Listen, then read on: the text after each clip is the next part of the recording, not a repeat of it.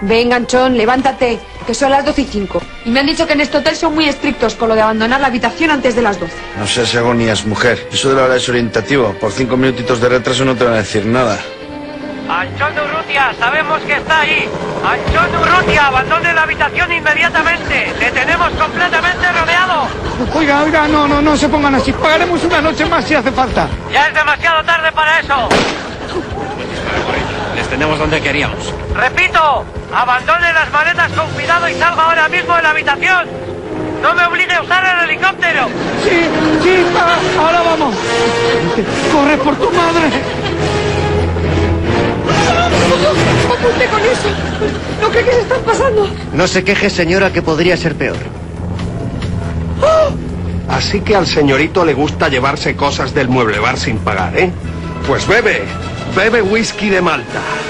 ¿Qué? Ya no nos gusta tanto, ¿verdad?